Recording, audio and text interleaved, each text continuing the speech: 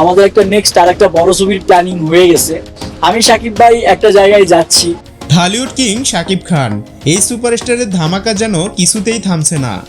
একের পর এক নতুন নতুন লুকে ধরা দিয়ে নজর কেড়েছে বাংলাদেশ সহ ভারতেও। তার একটি মাত্র নতুন আপডেটের জন্য অপেক্ষায় থাকে লক্ষ কোটি ভক্ত অনুরাগীরা। সম্প্রতি সময় দরদের নির্মাতা অনন্য মামুন শাকিব খানকে নিয়ে সবচেয়ে বিগ বাজেটের সিনেমার ইঙ্গিত দিয়েছে।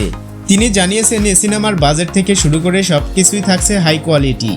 বাংলাদেশের সবচেয়ে বড় প্রোডাকশন এবং বলিউডের বড় প্রোডাকশন থাকছে ছবিটির সাথে। তবে ছবিটির নাম এখনো চূড়ান্ত হয়নি। দরদের পরে এটি হতে যাচ্ছে প্যান ইন্ডিয়ান আরেকটি সিনেমা। দরদ দিয়ে প্রথম বাংলাদেশি সিনেমায় প্যান ইন্ডিয়ান আকারে কাজ শুরু করেছিলেন মামুন। এই প্রথমবারের মতো শাকিব সাইকো থ্রিলার গল্পে কাজ করেন।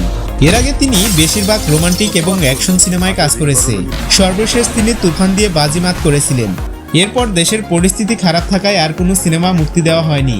তুফান আর প্রিয়তমা সফলতার পরে এখন শাকিব খানের পারিশ্রমিকটাও অনেক বেড়ে গেছে।